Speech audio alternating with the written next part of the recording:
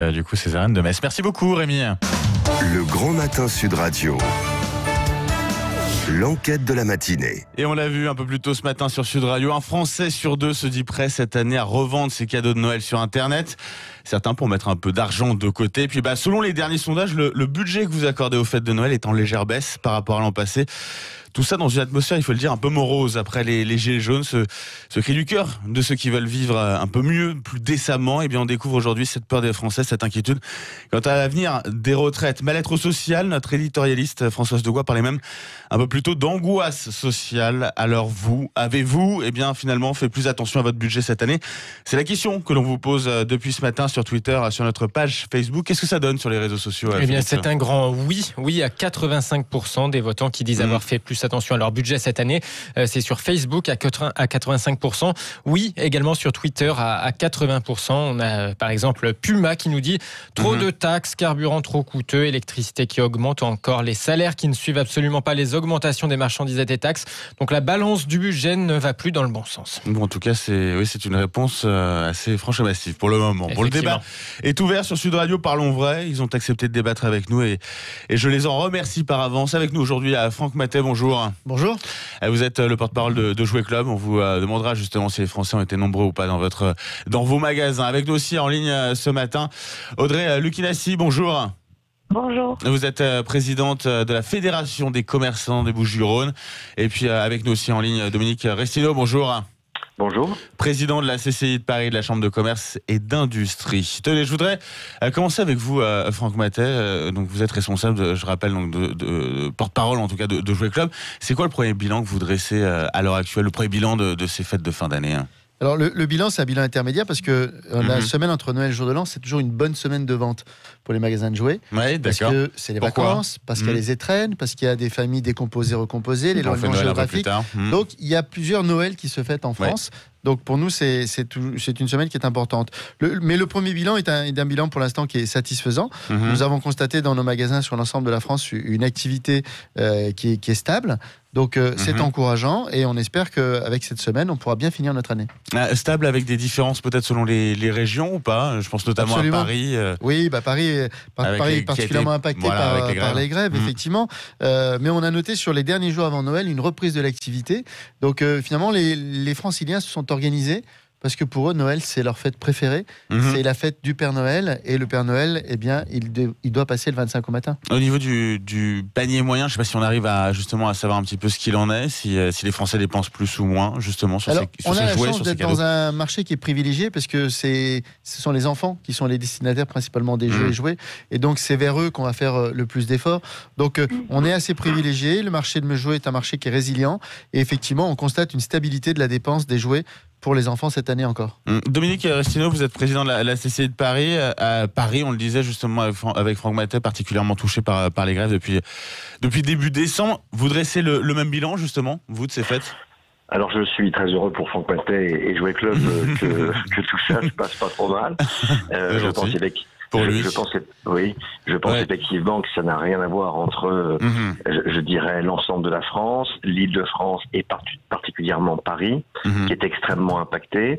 Le Jouet Club est une grande enseigne qui peut mettre ses forces ensemble. Moi, je pense bien évidemment à tous les commerces de proximité. Là, je peux vous garantir que c'est pas du tout la même chose. Même si je comprends bien que c'est un moment extrêmement important et que les destinataires sont principalement les enfants, mais pas que. Là, c'est pour les jouets, bien évidemment, mais les cadeaux de Noël, c'est pour tout le monde, et heureusement. Mais la situation est beaucoup plus... ou en tout cas extrêmement différente dans le cœur de Paris. Vous l'estimez à combien la perte à gagner, justement, notamment pour ces petits commerces? Est-ce qu'on a une idée, ou est-ce que c'est trop tôt? On entendait certains chiffres déjà il y a une dizaine de jours, comme quoi sur Paris on était notamment sur les hôtels et sur la restauration autour de moins, alors c'était assez large, autour de moins 20, moins 60% selon les commerces. Oui, nous avons à la CCI de Paris-Île-de-France réalisé une enquête très précise sur un échantillon de plus de 300 commerçants et on arrive déjà à une baisse de fréquentation de 96%, enfin 96% de ces commerçants disent avoir une baisse de fréquentation qui induit bien évidemment une baisse de chiffre d'affaires à environ 93%, et elles vont de 20 à 60%. Et il y a des situations extrêmement délicates, bien sûr, dans tout ce qui est la restauration, c'est assez terrible. Dans tout ce qui est également organisation, moi je connais bien un traiteur qui, en 5-6 jours, avait perdu 30% de son chiffre d'affaires du mois de décembre. Donc, à cette période où c'est une activité extrêmement, si ce n'est la plus importante, parce que pour bon nombre, c'est l'activité la plus importante. Ça peut paraître très bizarre quand je parle de ça, mais une chaîne de fleurs, c'est pareil. Alors, on peut se dire que c'est pas grave les fleurs. Bah si, c'est grave les fleurs. En tout cas, c'est grave pour les commerçants qui vendent des fleurs. Dans tout ce qui est commerce non alimentaire, dans l'habillement, j'avais une réunion également à la mairie de Paris avec la Fédération nationale de l'habillement. C'est une catastrophe pour eux. Et pourtant, ce qu'on essaye, c'est que les gens achètent français. En Made in France, tout ça parce que ce sont également nos emplois, et tout ça c'est une véritable difficulté pour l'ensemble de ces commerçants. J'ai même eu deux jours auparavant, excusez-moi, mais 2 jours auparavant, enfin c'était vendredi soir, une commerçante près de mon bureau, près de la Chambre de commerce de Paris, qui dormait depuis 10 jours dans son magasin parce qu'elle ne pouvait pas se déplacer, et qu'en réalité c'était soit elle dormait dans son magasin, soit elle n'ouvrait pas du tout pendant plusieurs jours. Mais alors, ce qui est surprenant, alors j'entends ce que vous me dites bien sûr, mais on a des sondages, notamment un sondage réalisé par le CSA qui nous dit que le budget cadeau des Français est en hausse cette année de manière assez importante, plus 15 euros pour atteindre 355 euros. C'est-à-dire quoi? C'est-à-dire que Paris est hors zone sur ces sondages? Paris est hors zone, non, après ça dépend du montant. C'est-à-dire, est-ce que tout simplement, Paris est très touché par les grèves, mais finalement, en dehors de Paris, ça se passe bien et du coup ça compense. Est-ce que c'est ça? C'est ce que je vous disais. Au niveau national, c'est beaucoup moins problématique. Les transports ne sont pas, comment dirais-je, pénalisés, ne pénalisent pas de la même manière les concitoyens. C'est à Paris et en Ile-de-France où c'est extrêmement difficile. Essayez de vous déplacer, d'aller chercher des cadeaux, je veux dire directement ces derniers jours. J'ai dû être dans Paris ces derniers jours. Je peux vous garantir que c'était extrêmement compliqué. Les bouchons, il y en avait partout. Oui, bien sûr. Alors justement, on va voir comment ça se passe ailleurs en France avec vous, Audrey Lucinassi, justement, du côté de Marseille, des Bouches-du-Rhône, ça s'est passé comment? Quel est le bilan que vous dressez? Même si on est encore tout dans les saisons, on le disait, il y a encore la suite à venir avec les Noëls, avec les familles recomposées, donc il y a plusieurs Noëls, ça s'étale un peu plus dans le temps, mais à l'heure actuelle, quel bilan vous dressez? Alors c'est assez paradoxal parce qu'on m'a dit, c'est vrai que les grèves ont été quand même des éléments bloquants par rapport à tous ces jours de grève où le chiffre d'affaires ne sera pas rattrapé. Mais par contre, paradoxalement à ça, on marque quand même le fait que le Noël reste la fête préférée apparemment des Français et des Marseillais, puisque sur la dernière ligne droite des cadeaux, on a ressenti vraiment où il y avait ce besoin de faire une pause, une trêve, et les clients ont quand même été au rendez-vous au centre-ville. Nous, en Marseille, on est en train de passer sur la piétonisation.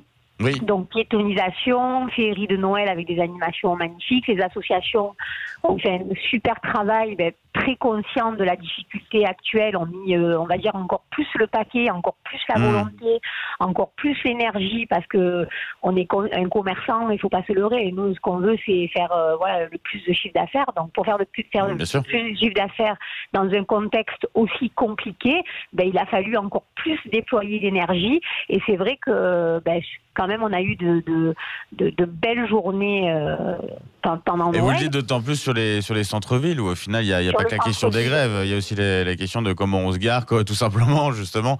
Oui, donc il y a d'autres questions qui se posent. Pas après les quelques jours de Noël où ils ont bien travaillé, parce que comme je vous dis, ils ont mis vraiment toute leur énergie sur l'animation et sur leur professionnalisme. Ça rattrapera pas tous ces jours de grève où c'est toujours sur les mêmes parcours de grève, c'est toujours les mêmes commerçants qui sont pénalisés. Ça aussi, il faut rappeler à la responsabilité aux décisionnaires des parcours de grève. On ne peut pas à chaque fois, nous vraiment l'appel qu'on fait, on ne peut pas interdire les gens de faire des grèves. Malheureusement, ça a toujours existé. Malheureusement, oui, mais voilà. C'est un droit. C'est un droit, voilà, d'une certaine façon. C'est peut-être un lapsus. Ça sera un autre débat, mais nous, les commerçants, on n'a pas d'autre choix. Je vais même aller plus large, les chefs d'entreprise, on n'a pas d'autre choix que de se lever le matin, malgré que nous aussi, on subit les dommages collatéraux de certaines décisions gouvernementales. Mais pourtant, on se lève le matin et on fait 12 heures de travail parce que nos charges continuent à courir. Ouais, parce que vous n'avez pas le temps de manifester, tout simplement. Vous ne pouvez pas prendre le temps de manifester, ça c'est sûr. Non, nous, on n'a pas le temps. Par contre, c'est vrai que dans ces manifestations, c'est toujours les mêmes commerçants, puisque quand on est sur un parcours qui va être préfecture, qui va être... Oui, c'est souvent les mêmes parcours. Ça, c'est inadmissible. Donc après, vous vous rendez compte, ces commerçants qui ont passé 22 ou 23 samedis avec 0 € de chiffre d'affaires, plus leur vitrine cassée, plus leur vitrine pillée, ça c'est inadmissible et ça c'est vraiment un point sur lequel il faut se poser. Bien sûr. Merci beaucoup. Allez, Sud Radio, c'est le grand débat. 9h19, le temps de passer une courte page de pub et on se retrouve pour cette question du jour. Je vous la rappelle, pour Noël. Avez-vous fait plus attention à votre budget cette année? Pour le moment, sur les réseaux sociaux, c'est un grand oui. Vous continuez de voter, vous continuez de commenter, bien sûr. Et puis, tenez, vous nous appelez au standard 0826 300 300. À tout de suite dans le Grand Matin. Sud Radio, le Grand Matin Sud Radio. L'enquête de la matinée. Et on se retrouve sur Sud Radio pour le grand débat. Notre question du jour au lendemain de Noël. Avez-vous fait plus attention à votre budget cette année? On en débat avec nos invités qui sont toujours là. Audrey Lucinassi, présidente de la Fédération des commerçants des Bouches-du-Rhône. On est aussi avec Dominique Ressineau, président de la CCI de Paris. Et puis Franck Matet, porte-parole de Jouet Club. Tenez, on va faire un petit sondage si ça vous dit. Vous-même, vous avez dépensé plus ou moins que l'an dernier? Moi, j'ai dépensé à peu près la même chose que l'an dernier. À peu près la même chose. Dominique Ressineau? Je pense que j'ai dépensé plus. Plus, d'accord. Et Audrey Lucinassi? Alors moi j'ai dépensé plus et en plus chez mes commerçants de proximité à Saint-Barnabé. Ah bah voilà, je pose pas la question à Félix Mathieu parce que lui il a toujours pas fait ses cadeaux. En tout cas, bon, là on est plutôt à l'inverse du sondage qui nous dit justement, où vous nous dites que vous faites un peu plus attention justement à votre budget. C'est ce qu'on a toujours sur nos réseaux sociaux, Félix Mathieu. Oui, effectivement, à 79% sur Twitter et à 85% sur Facebook. C'est oui, effectivement, des votants qui disent avoir fait plus attention cette année. On a par exemple sur Facebook MZS Anthony qui nous dit « Première année où je ne fais de cadeaux qu'à ma fille et rien d'autre. Nous n'avons plus de budget Noël, vacances, habits, loisirs, etc. Pour beaucoup, même en travaillant, tout le monde n'a pas la chance d'avoir un salaire minimum à 2000 €, trop d'inégalité de salaire et le coût de la vie beaucoup trop élevé. » C'est ce que nous dit MZS Anthony sur Facebook. Justement, merci Félix. On va se poser la question dans cette deuxième partie du débat de quelle est la situation. Donc on a vu dans la première partie de quelle était la situation pour vous, pour les commerçants, pour les représentants de commerçants. J'aimerais qu'on sache aussi, qu'on s'intéresse un petit peu à la situation des Français. Parce que est-ce que finalement, Audrey Lucinassi, est-ce que ça reflète pas aussi cette petite morosité qu'on peut avoir, tout simplement l'inquiétude des Français qui ont soit moins d'argent, moins de pouvoir d'achat, soit qui s'inquiètent pour l'avenir. On le voit avec aussi cette mobilisation sur la réforme des retraites. Oui, ben moi, avant d'avoir ma nouvelle activité, mon métier c'est quoi? C'est coiffeuse. Donc, quand on a une cliente pendant en moyenne 45 minutes, je peux vous dire qu'on rentre dans les confidences de certaines personnes et on sent effectivement cette morosité, cette inquiétude. Les gens sont de plus en plus prévoyants, ils ont peur pour leurs enfants et c'est très tendu. Donc, ça c'est sûr qu'il y a une inquiétude et puis du coup, ça développe aussi quelque part l'entrepreneuriat puisque les gens, ça leur donne peut-être envie de créer leur propre entreprise, de se mettre à leur compte. Nous, en tout cas, on ressent qu'il y a de plus en plus de jeunes qui se lancent à leur compte. Donc, c'est le côté aussi positif de prendre sa vie en main. Donc ça, c'est plutôt l'aspect positif. Oui, c'est le côté positif. C'était que quelque part, quand on est salarié, on va rentrer dans le cadre de toutes ces décisions. Et après, quand on est à son compte, on va pouvoir créer la vie qu'on a. Après, en termes de visibilité sur l'avenir et d'inquiétude potentielle, justement, quand on crée son propre commerce, c'est pas forcément évident non plus. Alors, commerce dans le sens large de l'activité, mais c'est pas évident. Ce qu'il faut surtout, c'est garder un œil sur les implantations commerciales et arrêter de multiplier les mêmes enseignes en termes de kilomètres. Ça, c'est. Vous êtes en train de faire réagir notre Franck Mathey, justement, porte-parole de Jouet Club, qu'on va lui donner la parole juste après, mais oui, allez-y.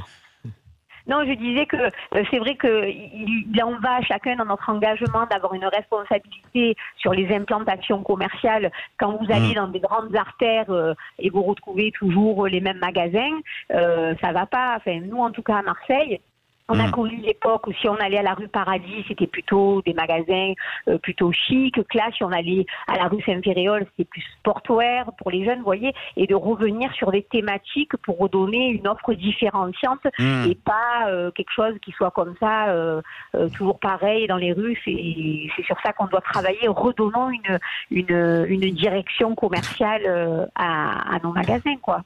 Franck Mathey voulait réagir justement là-dessus, je sentais. Non, c'est important. C'est vrai que on peut regretter la multiplicité des enseignes un petit peu partout en France qui donnent une uniformité dans le commerce, mais ça va aussi dans le sens de la demande et des attentes des consommateurs. Oui. Donc il y a un équilibre qui est à trouver, qui se trouve. Nous, chez Jouet Club, on est une coopérative de commerçants indépendants, donc c'est vrai que les choix d'implantation sont vraiment décidés en fonction du potentiel et de l'attractivité que l'enseigne peut avoir et du service qu'on va apporter aux consommateurs. Dominique Restino, je voudrais qu'on parle aussi d'une autre chose. En un mot, il y a sur Paris, il y a aussi la question finalement, des questions plus sociales qui se posent, notamment sur la question du divorce. On a de plus en plus de divorces. Ça aussi, ça a des conséquences sur le pouvoir d'achat des Français. Ça aussi, ça participe peut-être au fait qu'on va moins dépenser à la fin d'année pour les fêtes. Je pense déjà que dans l'état d'esprit des gens, il y a toujours cette manière de faire attention, parce que premièrement, pour certaines personnes, il y a de vraies difficultés. Notamment à cause du logement. Le logement à Paris ou en région parisienne est un poids extrêmement important dans le budget, pour ceux qui ont un budget, et véritablement c'est un grand problème pour les jeunes générations, les plus jeunes générations, les trentenaires bien sûr. Donc là c'est un poids assez fort. Ensuite, oui, il se dit qu'il y a davantage de divorces dans les grandes métropoles, c'est pas que Paris, c'est dans les grandes métropoles je crois. C'est une difficulté par rapport au budget, évidemment. Bien sûr.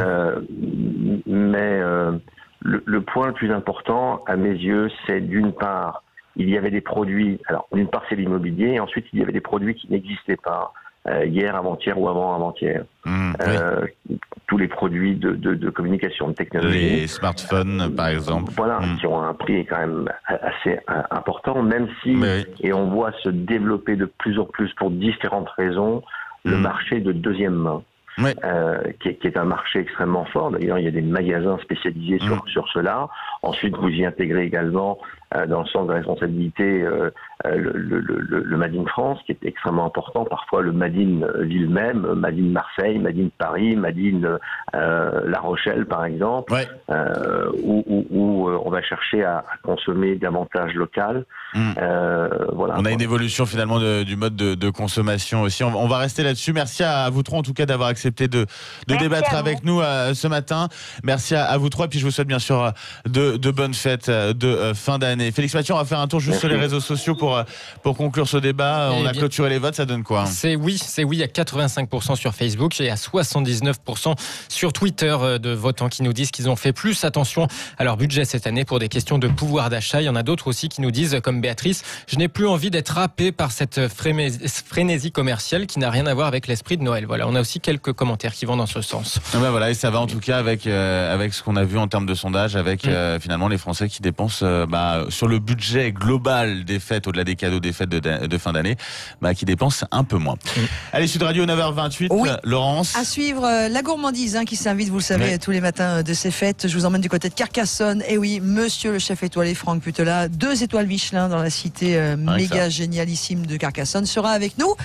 Il revisite les classiques, mais les rend très modernes. Allez, restez à l'écoute gourmande de Radio 9h29.